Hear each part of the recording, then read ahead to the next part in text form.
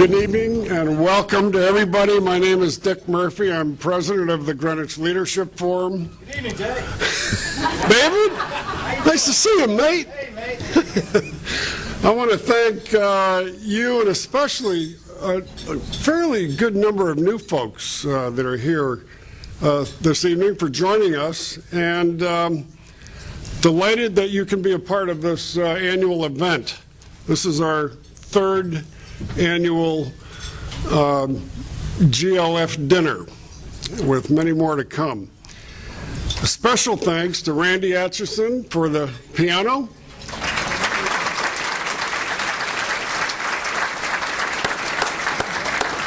The McCardles, special thanks for the floral arrangement on the tables. And for our table sponsors and our board for all of the support that you have given GLF throughout the year. And most especially to our guest, Stephen Green, who's here from the UK, arrived, I think, yesterday, and who we are honored to have with us this evening.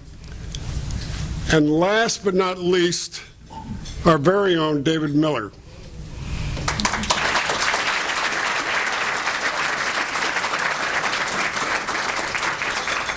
David will be introducing Dr. Green after the entree. And I see the food is on the table, so I'll make my comments somewhat brief here. Let me call your attention to the card in front of you with the information about Dr. Green, information about GLF, past interviewees, our board of directors, and yes, the remaining 2 Friday morning sessions, breakfast sessions, May 7th and June 11th at the Indian Harbor Yacht Club, where we meet on a scheduled basis once a month. So take the cards home with you, share them with your professional colleagues, your bosses if you have any, your family and your friends.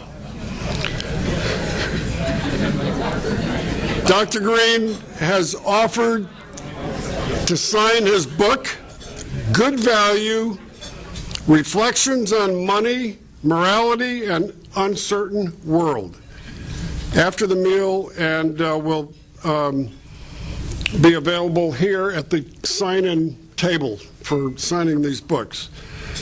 Now, during these incredibly challenging times, we are reminded that we as leaders can make a difference and that we are the creators of our corporate environments.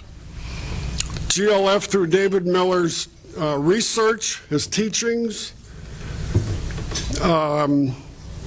first at Yale, now at Princeton, Combined with 16 years of executive experience in international business and finance, along with a doctorate degree and his master's degree from Princeton Theological Seminary, brings great awareness of the link between faith and ethics in the workplace. GLF's purpose is to influence business leaders with a better understanding of how they can make a difference when their guiding principles and their values become the foundation for better decision making. And while David moderates our scheduled breakfast sessions once a month, on Fridays, GLF has grown to over 100 on average participants, attendees at our Friday morning breakfast meetings. There's only one caveat, and that is that you've got to be there at 6:30 to get your first cup of coffee. So we've now expanded throughout Fairfield County, the New York region, and we're even ready to partner with Redeemer's Center for Faith and Ethics in the fall as our first partnering event that we're going to have with Redeemer. Now that's not in your material, but it's a heads up to let you know that we are moving toward the city. We encourage you to come as our guest if you haven't been before on our Friday mornings. And if you're a first-time visitor, we want you to be our guest. So with that, would you please join me in a prayer of blessing and thanks for our food and our evening together. Heavenly Father, we thank you for this beautiful day in Greenwich and for the guests and speakers. We ask that you bless each and every one of us, and that the words spoken within this room be pleasing to your ears. Now bless this food before us in Christ's holy and precious name. Amen. Bon appetit. You didn't realize we were going to do the two-step up here, did you? He's a man of many talents. I'll introduce Stephen. I'll introduce Stephen Green more formally in a moment, but again, I want to add my word of welcome and to briefly tell you a bit about what we try to do at GLF, and then we'll jump in and try to do just that. First of all, who has never been at one of our GLF morning events before? Just a show of hands. Well, a fair few of you. We're delighted you're here. My wife Karen just put her hand up. She's never been here either, so I've never let her, she says. Thank you. That's good, Karen McGrath. So it's going to be a long drive home tonight. Well, what are we about? You might wonder, what is this thing, faith and work and leadership? Have you found yourself in some bizarre religious cult, or what's going on? Let me try to explain what we're about. It's very simple. We ask one question. Those of you who know us well, we ask, what is this Bible that if we make it to our place of worship on the weekend, what does this Bible have to do with this Bible? This Bible we read Monday through Saturday now, 6 days a week. It's the place where we find out what's going on and we take our cues from it. Or in deference to you, Steve, I should say the Financial Times, of course. But we believe that these two are not to be compartmentalized. They're not to be put in different places and to be on different days of our life where we dust off the Bible on Sundays, but rather that they belong together. And indeed that this can be the interpretive lens. It could be the hermeneutic, it could be the Rosetta Stone to figure out this Bible. We tend to think of it that instead of being apart, they belong together, that ultimately that this is the metaphor that the Bible ought to surround our marketplace. And I'm not trying to suggest that the Bible is full of easy answers. It's a difficult document. It takes practice. It takes struggle. If someone tells you that following one's faith in the work is easy, they're probably trying to sell you something. But we do think if you play with it and look at it and struggle with it and wrestle with it, as we do, that you'll find pearls of wisdom, you'll find benchmarks, parameters, guardrails to keep us on the tracks. And also to help us think about meaning and purpose, and why is it that we get up at 4:30 in the morning to catch a train or be in the office, or we find ourselves, like Stephen, traveling here 48 hours just for one dinner. Why do we do that? Meaning and purpose will come out of this. So I'll just leave this here as a metaphor. We'll put it on top of your book, Stephen. Hope you don't mind the rank ordering there.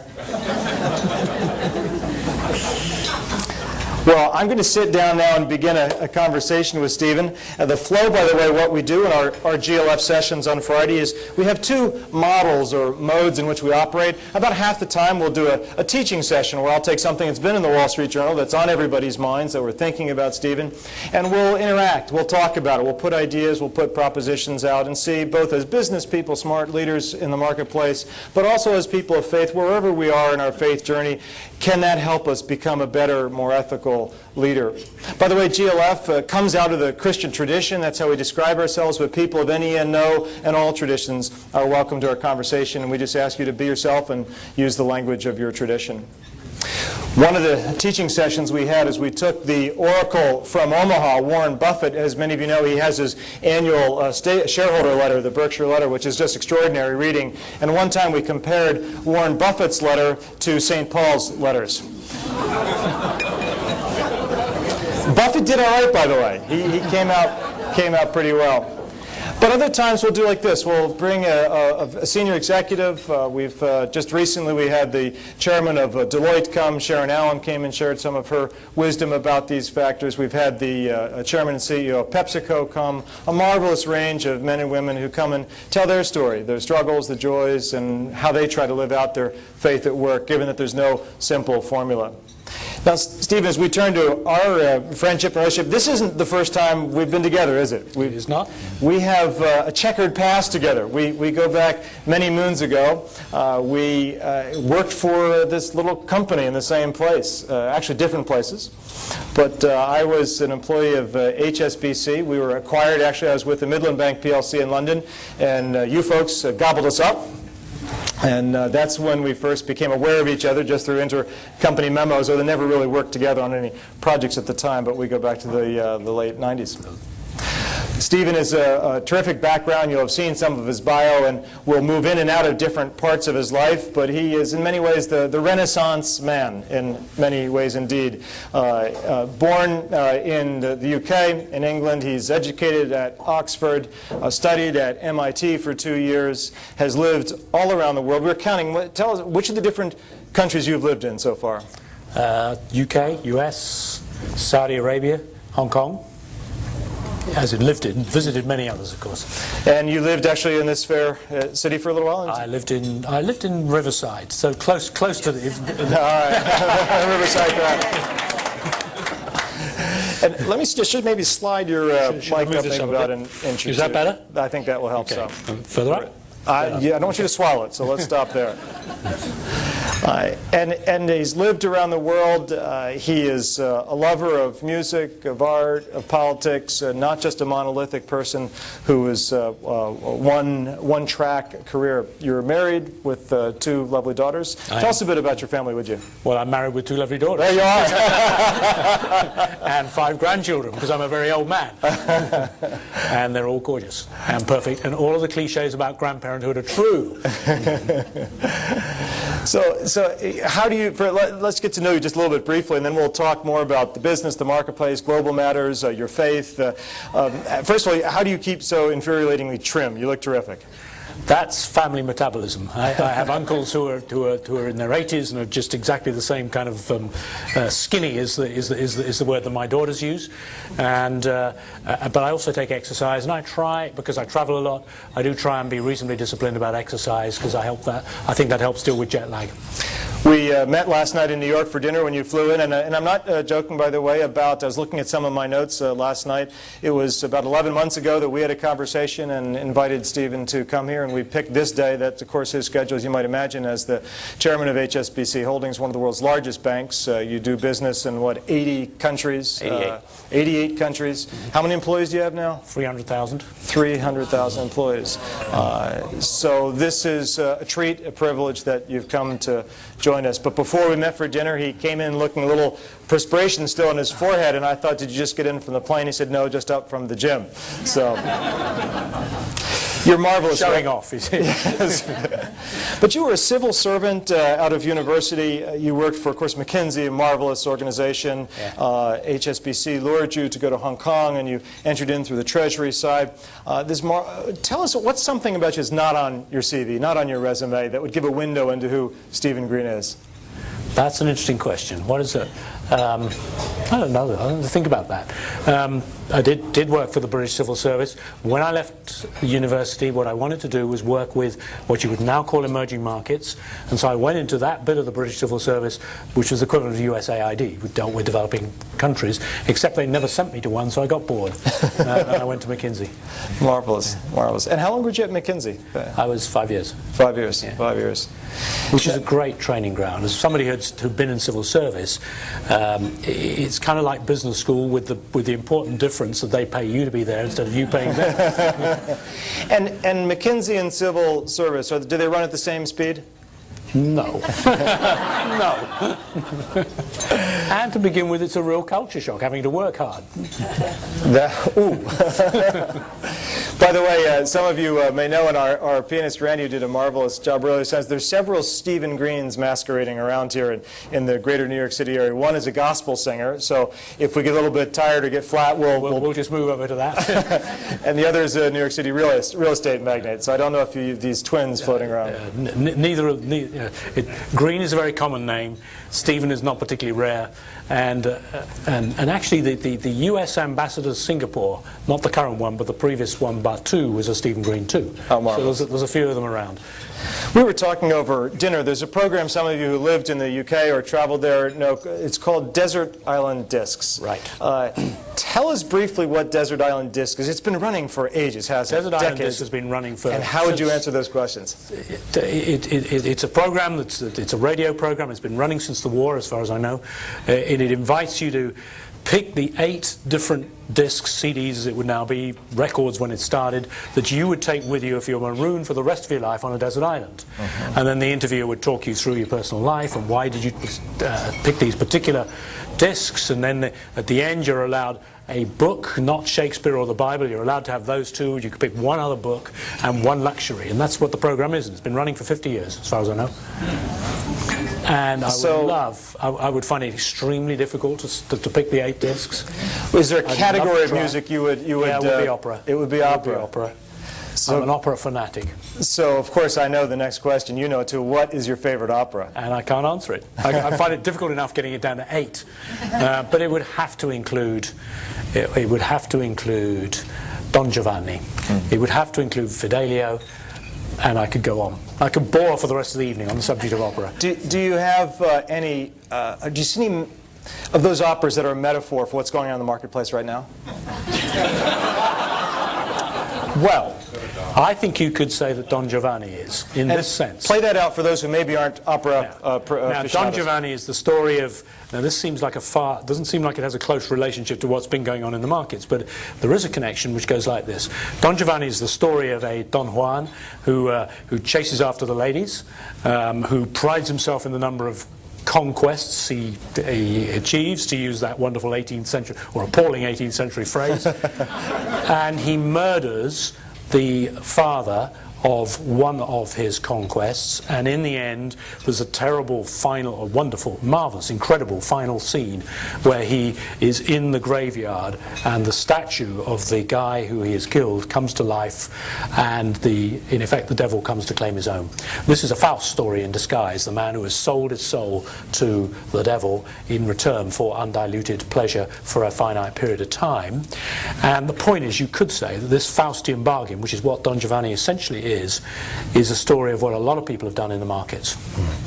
So expand that a bit further. Tell us a bit about what you see as this Faustian bargain, the Faustian risk, as you call it in your book, that's played out in the markets. Well, I think, and I don't think it's just true of the markets, we are all subject to the temptation of selling our souls to the devil for something.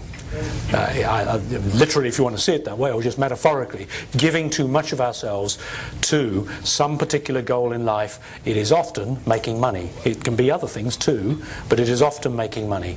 I think there are other ways of putting this, and I talk in the book a bit in the same chapter about Dr. Faustus, but also about the rich young man, the story in the Gospels of the rich young man who comes up to Jesus and says, what must I do to inherit eternal life? And Jesus in effect says, you know what the answer is, keep the 10 Commandments.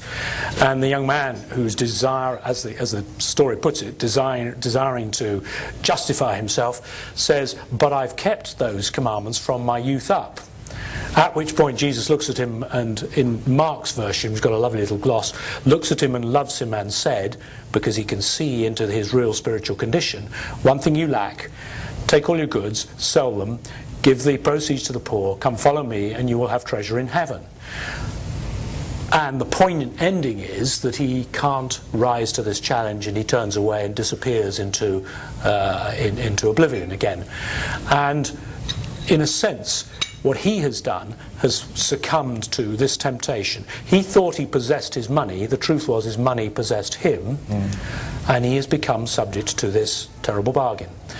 And there are all sorts of different ways that people do it, but I think you'd have to say that in the markets, the temptations are perhaps more blatant, more present, more aggressively in your face than in some other walks of life.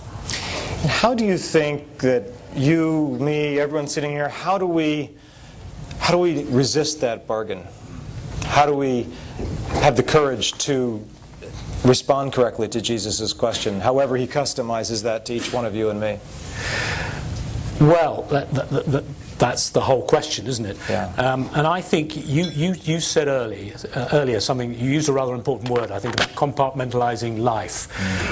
Because I think that one of the reasons why this can happen is because we succumb to the temptation to compartmentalize our lives, that is to see them in different buckets, to look at the way you do your work life separately from the way you run your family life, from the way you run your social life, and to allow them to be run by different rules. And the risk, I think, particularly in work life, is that you allow that to be run by a set of rules that you wouldn't consider acceptable in any other area of activity. And if you allow yourself to be compartmentalized in that way, you're not a whole person. And I think you pay the price. You may or may not acknowledge it, but I think you pay a price in terms of real satisfaction, real fulfillment, real integrity. And integrity is an interesting word. It's got kind of two meanings. We think of it in terms of moral integrity, but of course it also means, integrity means being whole, right. Not being compartmentalized. Just a quick question. Sean doing the mic, if you could raise the volume a little bit, I think that may help some people in the back if you're capable. Thank you. Did you always have this sense of living an integrated life where these various parts of yourself, including your faith? No, it's very important to recognize none of us gets this right. Right. None of us gets this right. So nobody can sit honestly and say they live an integrated life. I mean, I think there is a difference between knowing what the challenge is and recognizing how far you fall short, right, and not bothering or not caring. Yeah. But nobody gets it right. As you look at your peers, what do you see? Is there a general rule? Do you think people are aware of this phenomenon, or do people try to gloss over it? Well, I think what's interesting about the financial crisis is that it has brought back into open, acceptable conversation issues like this.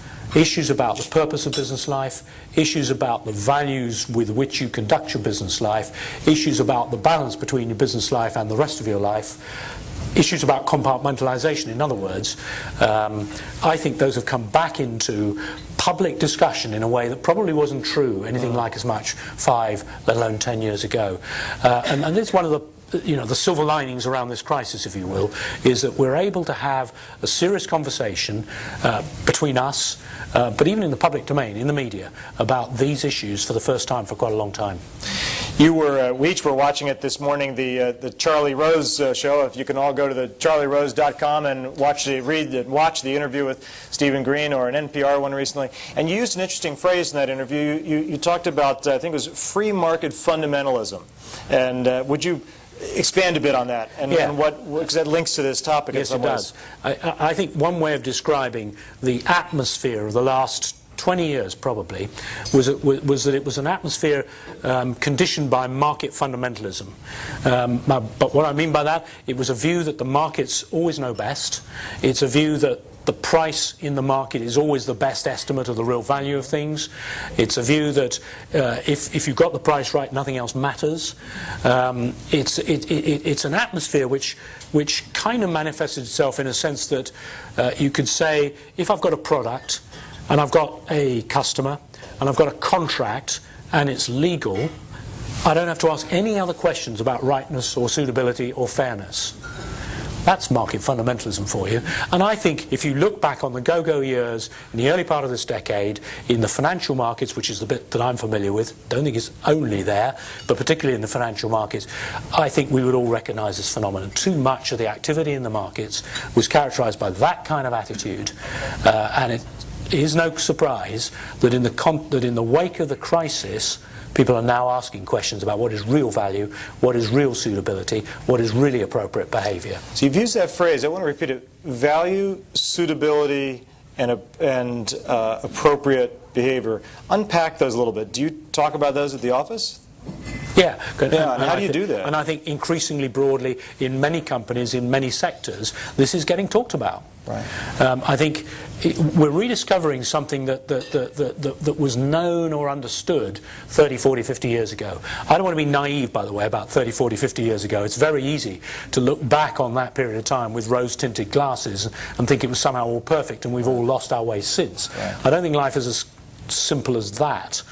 But nevertheless, it was true back then that if you asked senior business leaders, what is the purpose of business? Their first response would not have been maximize shareholder value. Their first response would have been something about the business the company is in, doing it well, serving customers, blah, blah. Certainly, your job was to be profitable, of course. You had to pay dividends to shareholders. But if you asked people then, I think, what was the primary purpose of their business, they would have said something about providing good products and services on a profitable basis to their customer. There was a subtle and actually rather sinister change that took place, hard to date exactly when, but let's say sometime in the last 10 to 20 years, where people shifted such that when that question got asked, the answer came back, I'm there to maximize shareholder value as my be-all and end-all. The overarching purpose and goal. And I think what we're now discovering is that's not good enough. That is once you've made that your be-all and end-all, you have, in a sense, I would argue, made the Faustian bargain. Tell me something. I've noticed in my own research with my students at Princeton University, Jerry Deloitte has done some great research into generational phenomena that we know at work. 4 generations show up at work. There's a few vets who still show up. There's the baby boomers that we're in. There are the Gen Xers, and then the millennials who follow along. They're the ones graduating from university right now that we're hiring. I see in that millennial group, to the extent you could generalize, and the data seems to support it, that they don't want to live a bifurcated, compartmentalized life. They want to bring their whole self to work. Now, to be sure, there's some naivete about it, but do you see that as well? Is this message that, if you'll pardon the pun, you're preaching about having a different purpose, does that resonate with your younger employees? Oh, I actually think it resonates at all sorts of levels. Right. I think there are very few people for whom money is the be-all and end-all, actually. I mean, there are enough to be concerning. But most people, if I think around my colleagues in the bank, no single person is perfect. But the vast, vast majority of them want to be able to look at themselves in the mirror in the morning and say, yes, I am doing a professional job. Yes, I am making a contribution. They may not be able to articulate too precisely what that contribution is, but a sense that what they're doing is worthwhile. There aren't many, everybody wants to be paid, and most people want to be well paid. There aren't many people for whom the pay is the all-important thing. They do actually, at one level or other in their being, want something more than that. And you're absolutely right, the millennials, to use your phrase, I'm always amused, but I'm described by my daughters as a man of the 90s, which doesn't feel too bad until I realise... Did she mention which century? Until I realise she means the 1890s. Sorry about that. And I think there is a sense in which people coming into into professional life now do want to be able to use your phrase, not compartmentalize. And I'll tell you what, they are certainly interested in making sure that the business that they try and get into has a clear sense of its corporate social responsibilities. Right. I mean, when we do our graduate intake programs and we interview thousands of people every year, the questions you get asked about what is the bank's community responsibility is very striking. That comes up time and time again. What is your business purpose for Hong Kong and Shanghai Bank, HSBC Holdings? What's your purpose? I believe that you can't have modern societies, you can't have sustainable economic and social development without having a banking sector which is a key part of the economy. And the banking sector has to be profitable, well run, transparent, providing good services to customers. So I have no trouble with the notion that being a banker is consistent with providing good service to the community. You can't run societies without banks. We are in a difficult space at the moment, of course, as bankers. Bankers are out of favour for all the reasons we understand. There have been serious things done wrong in the banking industry when you look back over the last 8-9 years or so.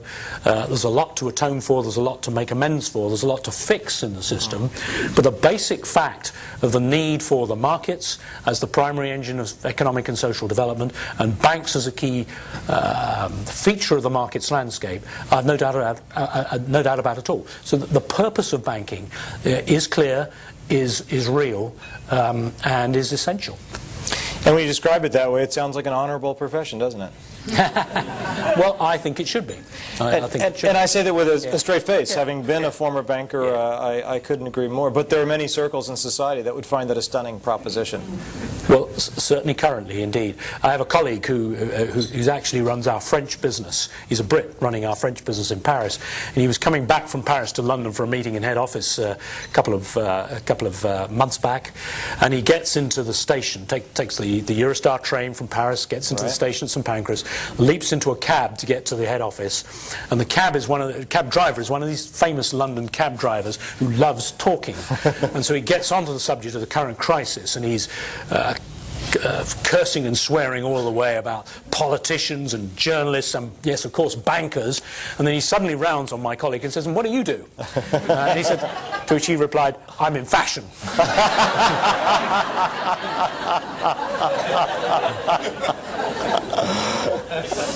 So, we're out of favour. We're not in fashion at the moment.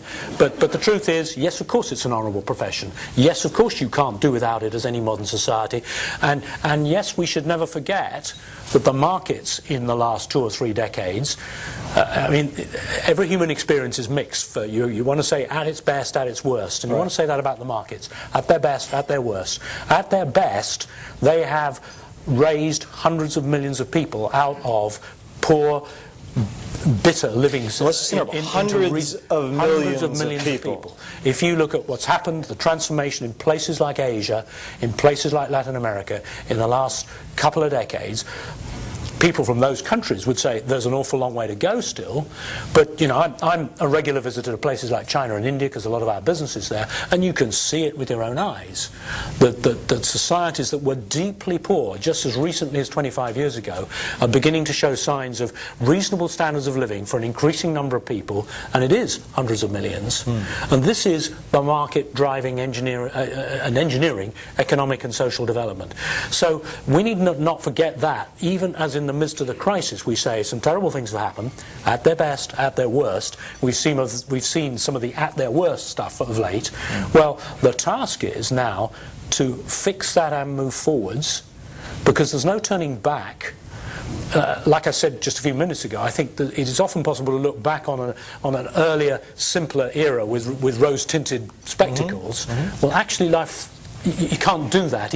Probably it wasn't that good anyway, and you can't go back there anyhow. You're giving what in this, by the way, very handsome picture of you from the Wall Street Journal. I'm sure you all saw it just a couple months ago, a Churchillian defense of the markets.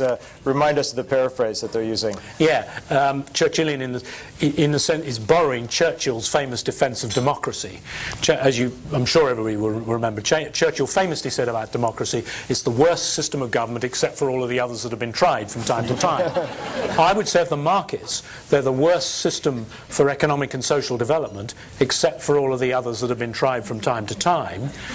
And the stark lesson of the 20th century is just how awful those alternatives are, because they were tried then. And so our task now is to recognise the faults, learn from the mistakes, refix the system, recalibrate it, and move forwards.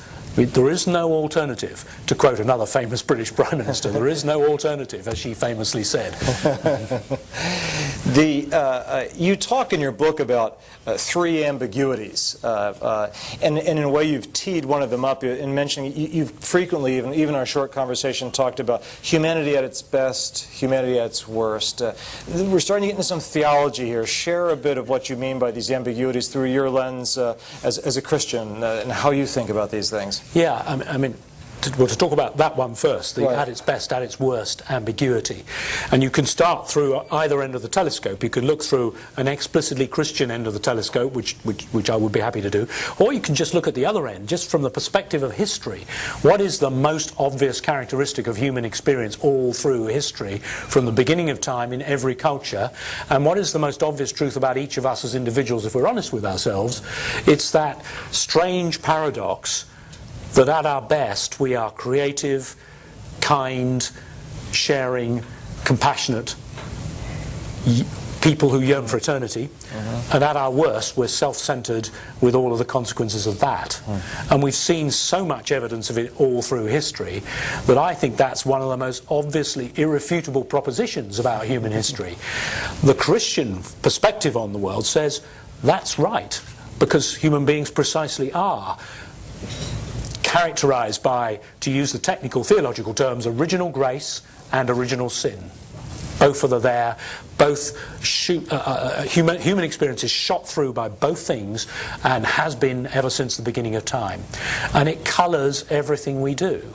So that's an important ambiguity, to use the phrase. Yeah, so original grace, original sin, and how do you, using both worldly terms, or for that matter your own lens, your own framework as a Christian, what else do you think about? What do you do with this quandary, this dilemma? Well, the first thing you do is accept it for real. The first thing you do is not pretend that human progress can build of our own efforts utopia. You will not build the new Jerusalem by our own hands. Right. That's the first thing, and that's true both of institutions, the whole of human history and cultures, and it's true for each of us as individuals. And it's true for, I mean, it is important to dwell on this for a moment. If you think about cultures, if you think about nations we care about. I'm not an American, but as Americans, the great thing about Americans, viewed from a European perspective, is how wonderfully patriotic they are.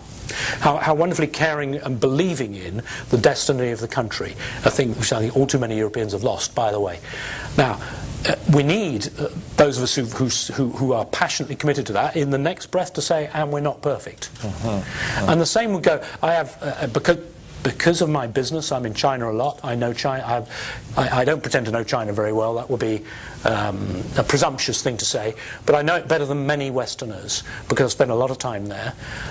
China too is a very patriotic country, very convinced of the sophistication and long-lasting nature of its rich culture, determined to take its place on the world stage, feels it's been pushed around a lot by Western powers for the last 200 years, and now's the time when there's a new self-confident China taking its place on the world stage. My Chinese friends need to remind themselves, and we're not perfect either. This is a very general human proposition for cultures, for countries, for different times in history, for institutions. I work for a bank. It's a bank that places a lot of emphasis on, tries to work hard at being a bank of integrity, providing good services, being a good employer, and so on. I have a number of colleagues in this room, so I say this with some trepidation unless they stand up and disagree.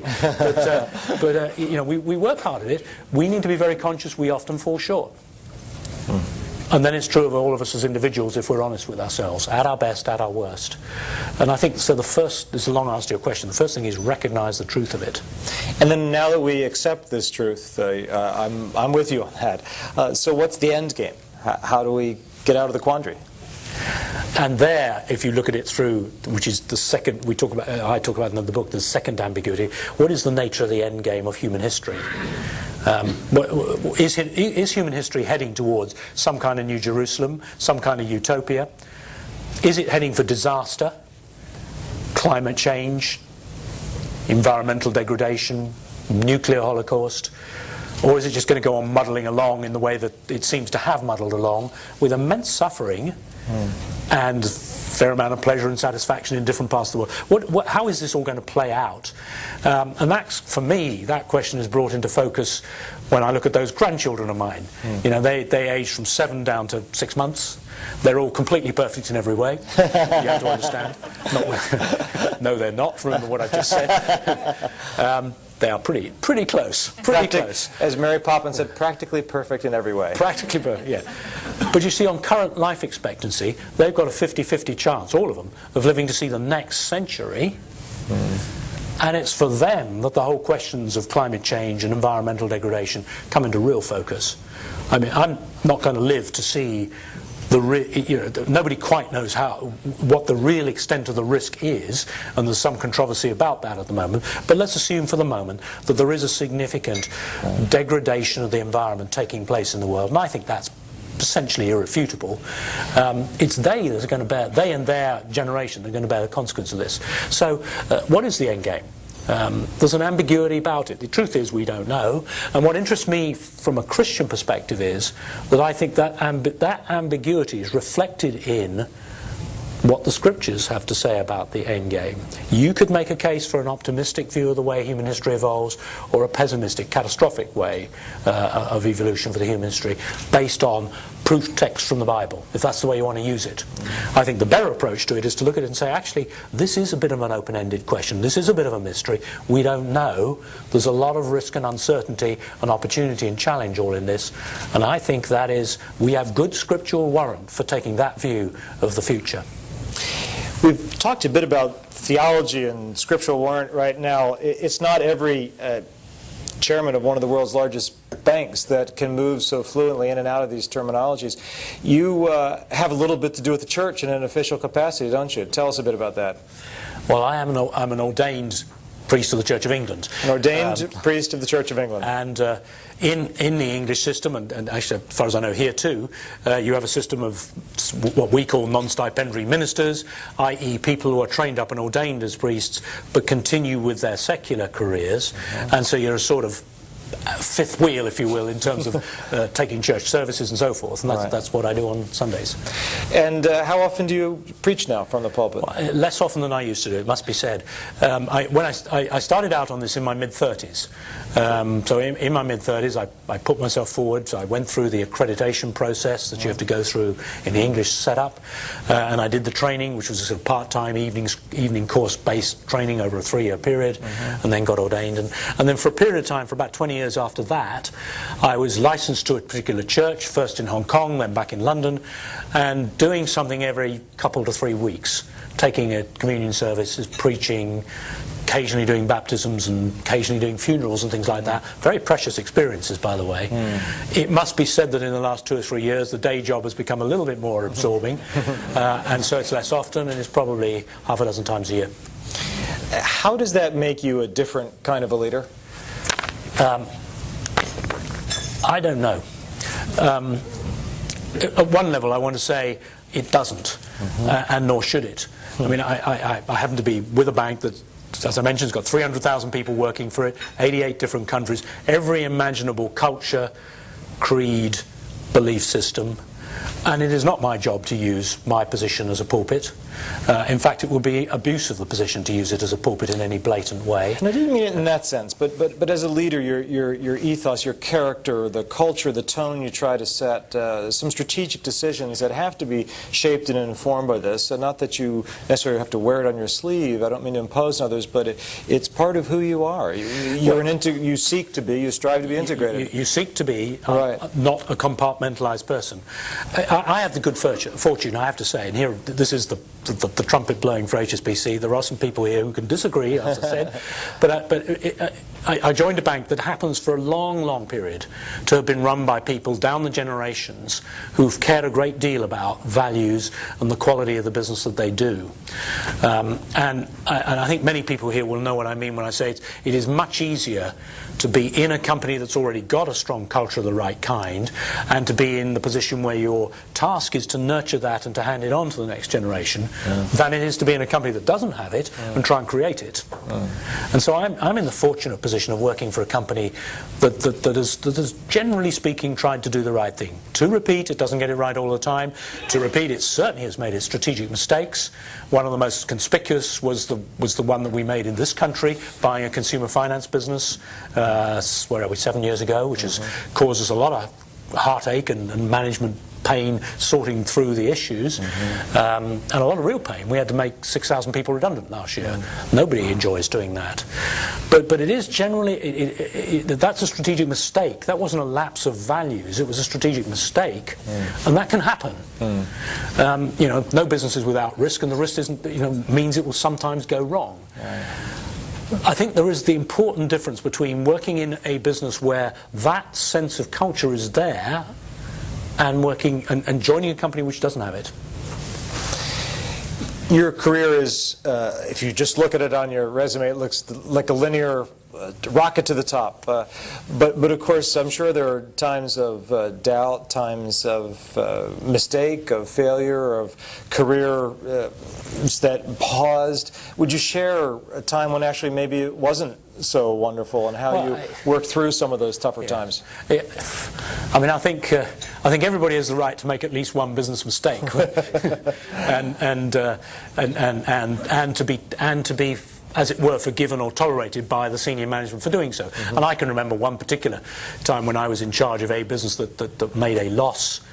This is 1994, going back a little way, and we weren't as aware even that we were making the loss as we should have been. and you can think of some different circumstances where, with different kind of less forgiving, less understanding management, I might have got the chop. But actually, I think everybody's got the right to stumble and pick themselves up and move on, as long as, clearly, as long as they recognise what's happened, and as long as they're prepared to learn from the mistake. And if it happens too often, then there comes a point where you say, I'm sorry, this really isn't working. But I think that's one important point about leadership, which I have benefited from, and I think it is an important part of leadership, of people who, just as you are fallible, and will make mistakes. And how do you try to inculcate that in such a large organization, this deep sense of values? There are many people in this room who are running significant-sized businesses, or even smaller professional firms or partnerships. How do you take what's so deep and personal to you and find a public language to make it real, and not just lip service or a clever slogan or a marketing phrase which people can smell pretty far away? Clearly it is at least the case that you and your own personal actions have got to have some coherence about them. There's nothing that will so quickly kill off pretensions about integrity and stuff as the way you handle your expenses and those kinds of issues. Just to deal with the obvious, but it's surprising how often there appear to be slippages on that. But I think more generally, first of all, I am not alone. I'm not alone in the company, I'm not alone in the industry. Sometimes when you read the media, you'd suppose that there was nobody in this industry, in the banking industry, that cares tuppence about value to society. That's not true. So you're not alone. That's the first thing. The second thing I think about leadership in any company, whatever the business, whatever the size, is that everybody's got leadership responsibilities. Even to somebody who's got nobody reporting to them on the organisation chart, has got a leadership opportunity stroke responsibility in the specific sense that they can influence other people around them, whether they're colleagues or customers, for good or for ill. So I mean, I spend a lot of my time in the company saying we've all got leadership responsibilities. I think to go beyond that, though, I think clearly there is a special responsibility on the part of the board of the company. And we, in our case, we have a formal discussion at board level at least once a year about the state of the corporate culture. Now, I think doing something like that's important. I mean, it may seem artificial, but it's quite a good hook, and it makes sure that things don't get swept under the carpet. You know, once a year, you have the question who makes the presentation, but we actually have the head of HR and the head of the brand. So it's the marketing and HR people together making a presentation to the board about the state of the corporate culture as they see it, and thus provoking a discussion. And I think that's important to do.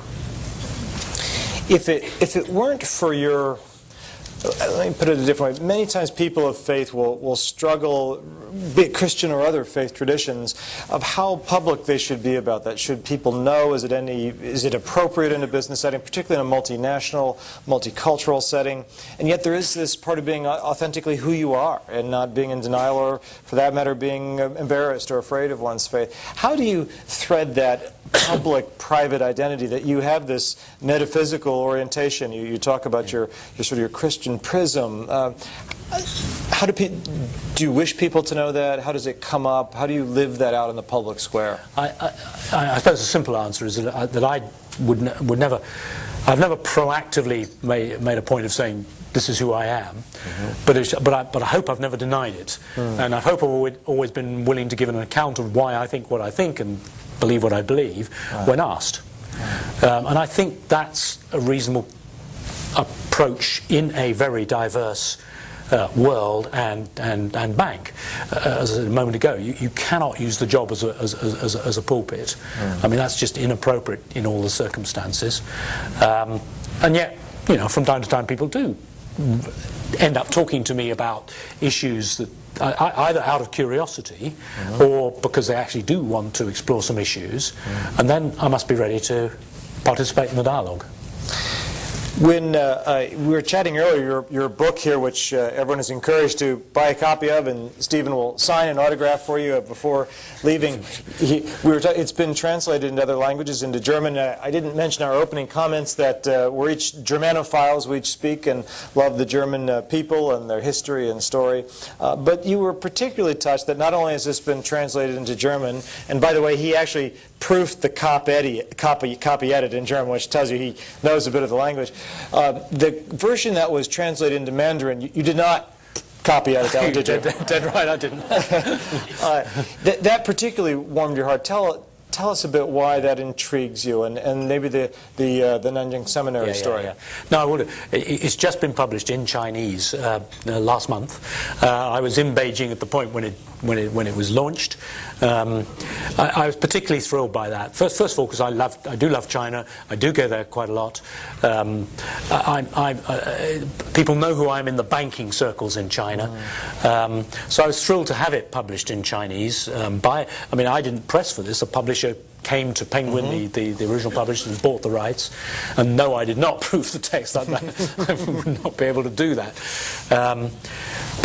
But China's a fascinating country, undergoing a fascinating transition at the moment, and the Christian faith is very much alive in China. Remind us, rough population of China is? China is about 1.3 billion, give or take. Nobody knows precisely, 1.3 billion. Nobody knows how many Christians there are in China. If you take both the official churches and the non-official, you add Protestants and Catholics, you may be talking in the range of 80, 90, 100 million. No, be clear, nobody knows. Right. The official government numbers are about 25 million. Honestly, nobody knows. Right. The interesting thing, it's clearly growing quite rapidly. If it continued growing at what appears to be its current growth rate, you might have, say, 200 to 300 million in a couple of decades' time, 25 years' time, which would make it the largest Christian country in the world, by the way. Let's just pause and think about that. China being the largest Christian country in the world. Even though it would still be a minority religion at that point. And this will be before your grandchildren are in university, possibly. That could be. And who knows? Who knows? What is true is that it's lively at the moment, that it's welcomed by the authorities in many ways. I mean, there's a continuing nervousness about religious movements in China, as those who know China will know that that's true, and they will also know why it's true.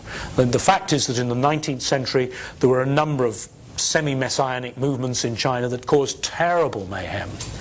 And when the Chinese authorities approach issues about religious activity, when the attitude to the Falun Gong, for instance, has attracted a lot of attention, in order to understand that properly, you need to understand the history of the 19th century in China.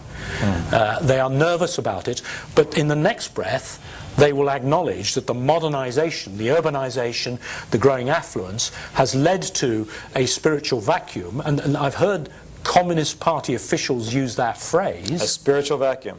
Interesting. And they are interested in finding, I hate to use, well, don't misunderstand the phrase, but socially responsible modes of allowing people to fill that vacuum.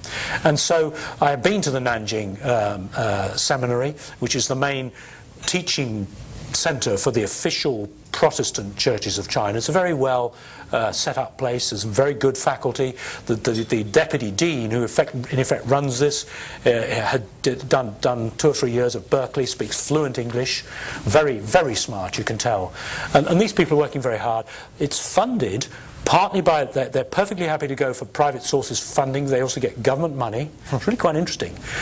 And next door to it is a printing press, which I also visited, and there they print Bibles and other things, admittedly, to keep the presses rolling, but Bibles, and they print, I'm going to forget my numbers, but it's rough, don't hold me to the numbers, something like 10 to 12 million Bibles a year. Their maximum capacity is about 15. Of those 10, let's say it's 10, 6 are exported. But they print English language Bibles and they export them around the world. They print 4 million Chinese Bibles, which are sold in China, which may make it the most sold book in China today. Let's just pause. Think about it. So after the Little Red Book, well, you see, that's rather declined in popularity. That the Bible may well be the most sold book in China. Extraordinary. You were commenting earlier, there's this growing middle class, small to be sure, but growing with literacy. Well, nothing small. Anything is got big numbers attached to it. Percentages versus absolute numbers. And this is a text people are buying. Do you think it's possible? We were talking, I was in Zhejiang University 5 or 6 years ago with a group of Chinese scholars and some American scholars, and we were looking at the Max Weber's Protestant work ethic from the theory of capital, and we were wondering, can that, and they were asking, can you take the values that are associated with Christianity and have an ethical, moral society, but sort of forget the Jesus stuff? Or do you need to sign up for the whole program? Play with that a bit. Well, I think it's a very interesting question, and it's a question that you might hear asked not only in China, but in modern-day secularized Britain. Fascinating. Britain is a very secularized country compared with America, as I'm sure everybody will recognize. Europe in general is a pretty secularized continent compared with America. And you hear people, in effect, asking that question there.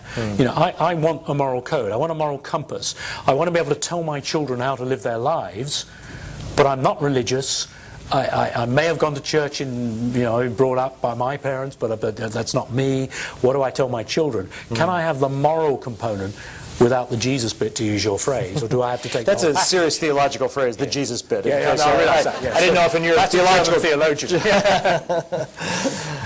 And so, what do you think? Because we were talking a bit. What was the term you used about the politicians, the philosophers, this view of religion and religious movements? That's.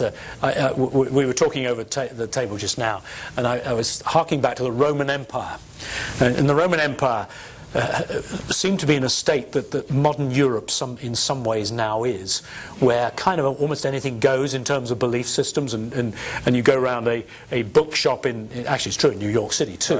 Right. I know because I've just been to one at lunchtime today. You can find a text for almost anything you want there, and it's kind of as if in Europe at least, Christianity now finds itself in a bazaar where there are a lot of other things around, and as if you're back in Roman times when, to use Edward Gibbon's phrase when he was writing about the decline and fall of the Roman Empire, he said that as far as the people were concerned, all religions are equally true. As far as philosophers are concerned, all religions are equally false. And as far as the government was concerned, all religions are equally useful. Except that the Chinese might change that last bit to all religions are equally risky. And that's the world in which you live out your faith now. In some strange ways, in parts of these world, it's rolling back the clock to the early Christian era, isn't it? To an early Christian era. An early Christian era, yeah. One of the exciting things, I'm sorry. Please. No. About Christian life. Again, I live in Europe. In Europe, Christianity feels like an old religion, and because it's been around a long time. In Asia, where I have also lived and where I visit frequently on business, it feels like a new religion. It's growing, it's new, it's vibrant. People feel like they're being freed from ancient superstitions. It has a very different feel to it there from what it does in Europe. Does it carry into the workplace at all? Any visible manifestation? People, the way they approach it, do they think that their work might have purpose and meaning? Because the Christian faith, of course, says work does have purpose and meaning. It's not. That's an interesting question. It will repay a bit of study that. You want to believe it's true. The sense of what the purpose of work is. But I don't want to mischaracterize kind of Asian. First of all, Westerners tend to look at Asia and treat it as one homogeneous entity. It is not, of course. It is very heterogeneous, and therefore to generalize about it is usually misleading. But you can think of different circumstances in which there's a modernizing wind blowing through society, and where Christianity feels part of that wind, which is very different from the way it feels in Europe in particular. It's a fascinating difference. Let me ask you one social issue, then we'll begin drawing ourselves to a close. I'd like to end maybe with your third of the ambiguities, where you talk about hope and this sort of call for action. But one thing that I think we'd be irresponsible not to talk about in the climate that's been in the press and all over is the whole issue of executive compensation. And some, I think, use the phrase the distortions, and you've been on the receiving end of this. Your colleague, Lloyd Blankfein, talked about doing God's work as a banker, and at the same time he's being pilloried for what he's earning. And many of us in this room have exceptional salaries at various ranges. Would you talk a bit about that and how you think about this phenomena in recent times, particularly your orbit of financial circles? I mean, this is a potentially long and complicated subject. Right. I have to just note Lloyd is a great, I mean, I know him well. He's not a colleague of mine specifically. We just work in the same industry. Fair enough. But and I think he regrets that phrase. Well, I know he regrets that phrase. Although there's some theological validity to it as a side point of, because you were defending the markets. Actually, this is work that needs to be done. Exactly. Not all of what's been going on in the markets needs to be done. Right. But the basic point is you need the markets. Yeah. Look, it's clear. Big question, but talk to it briefly if you would. Yeah. It's clear that in the last 20 or 30 years, not just in the banking industry, but in corporate life generally, and in every country almost, certainly it's true here, certainly it's true in Europe, it's true in Asia too, that the disparity between the richest and the poorest has widened out enormously. And I can't remember the exact multiples, but if you go back a generation, the multiple from a CEO to the lowest paid in a company would have been, I don't know what it was, let's say it was 10, 15, 20 times even, and where now it's 100 times or whatever it is. I mean, the huge widening out. Nobody can feel comfortable about this. It's potentially socially dangerous. It is certainly not, in no way could it be described as the ideal situation. And I think there's a real cause for pause and for searching, soul searching about this. It's much easier to say that than say what do you do about it, because we do live in a market, and it is difficult for anyone company to stand too far out of the supply and demand equation without unraveling their competitiveness over time. Difficult. And I think it's difficult for governments. Governments are clearly reluctant to intervene directly in the quantum of this, whatever. I mean, occasionally you hear noises in Congress and elsewhere. It's not surprising that when it comes to practice, not a lot happens, because it's difficult to do that in a way that doesn't have all sorts of unintended consequences. Right. So this is a difficult thing to get right. Specifically in the banking industry or the markets, there have been clear evidences of distortion in the go-go years of the early part of this decade. Products being sold that were overvalued because they were untransparent and overly complex, therefore too much revenue coming in. The capital markets, the investors who had entirely unreasonable expectations of what was reasonable growth and reasonable return on equity, and therefore pushing the apparently poorer performers to gear up. I mean, I can't tell you the number of times I used to go to investor relations meetings 2-3 years ago where you'd be asked, why isn't HSBC, which is always less leveraged than the banking average, why isn't it gearing up? Why isn't it buying back stock? Why isn't it liquidating some of its investments in China and elsewhere, because you can then return cash to the shareholder, and so on? They've stopped asking those questions of late. But there's no doubt there were unrealistic expectations in the investor market, and if that's true, improper product in the product market, unrealistic expectations in the investor market, it's no surprise that there were distortions in the labour market as well. And sure there were. Bonuses being paid on gross income. Bonuses being paid on first day P&L when there's a tail of risk stuck with the institution for years. This sort of thing. It was leading to distortions which are almost certainly leading to too much quantum. The good news, I think, now is that regulatory pressure in many countries is squeezing this down. And just to take one example, my own country, Britain, the regulator there has mandatorily imposed a code which forces structuring out of bonus pay so that it's better aligned with the shareholder interest and therefore the wider public interest, I would argue. And I think over time this issue will recede in intensity. It'll never go away completely, but I think it'll get I think we're heading in the right direction, slowly and painfully. And I know from our private conversations and public things you've said that you're not against people making lots of money and being rewarded well for their work. It's the issue of alignment that I think you're talking about. Proper suitability. Pay. I mean, one way of putting it is what you need is proper pay for proper performance. There we go. And we have not had that in the past. I think one other thing follows, because even with the best system in the world, you're still going to have the disparities. There are still going to be people paid a lot. And then I think that something else kicks in, and this is biblically, nobody can read the scriptures without taking this seriously. Alongside what we often talk about as corporate social responsibility, I think there's a thing that you might describe as individual social responsibility on the part of those who happen to be in professions that lead to them being paid an awful lot of money. Well, then the challenge as to what you do with that becomes a very real and personal one. I know many people who live up to that incredibly, and by the way, never boast about it. You would never even know about it. I also know people who are frankly mean, and you kind of get everything on the spectrum.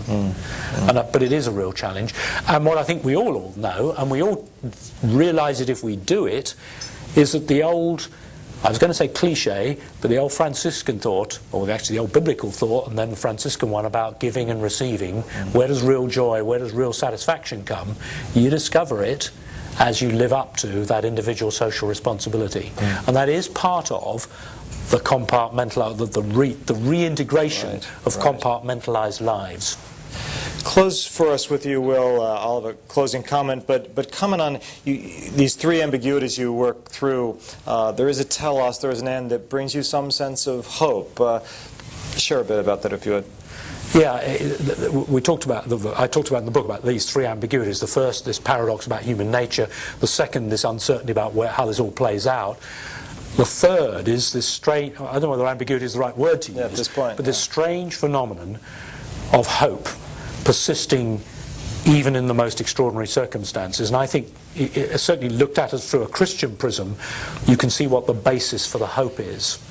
The basis for the hope in the story of Jesus, the story of the cross and the resurrection, leading to a sense that no matter what happens to you individually or to us collectively, there is a basis for hope, and indeed a call to hope, which keeps us going and keeps us working away at working in the direction of creating that eventual New Jerusalem, and keeps us going despite all the experiences of human history, all the experiences of failure, all the experiences of suffering.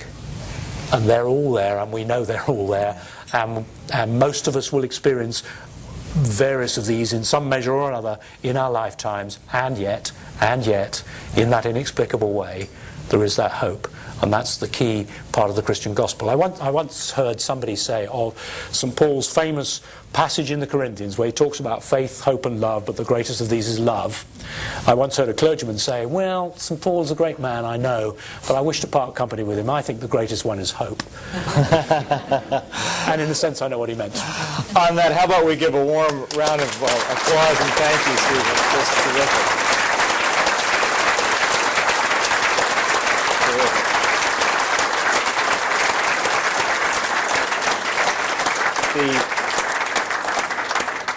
Stephen, this used to be, I don't think, public domain information. It now is because of all that's gone on with salary-related issues, that for years he has been taking his bonus, just living from his salary, taking his bonus and giving it to various African organizations and the church, and you're one of those quiet people who model that. So I'm going to publicly embarrass you, but applaud you for that. The reality is we do need role models and exemplars and people that encourage us. You would never mention that, but I will take the liberty to have done that for you. We at GLF, in a very modest way, have made a contribution. We're trying to think how to thank you, to get you a nice piece of art or a piece of glassware or a painting or something. And we concluded, no, what would be more to your heart? And we've made a modest donation, to be sure, but a donation in your name to World Vision, which helps make the world a little bit better place. So that will be done in your name. At this point, we will draw to a close and remind you all that our next session, which we hope you can come, is Friday, May 7th. By the way, the person we're going to have, it will be another interview. This will be a first, Stephen. It will be a future CEO. We are interviewing someone who is a millennial. He's a recent Harvard Business School grad, and he helped co-author and found this thing called the MBA Oath. About a year ago, some of you read the newspaper, and we talked about it, where the MBAs are saying, maybe we ought to have more purpose in life, and just as doctors have a Hippocratic oath and lawyers have an oath, perhaps we as business professionals ought. Jim, you'll know, of course, him as Jess's husband. So Max is going to be coming to join us on May 7th and then June 11th. One more round of applause for Stephen, please. Thank you.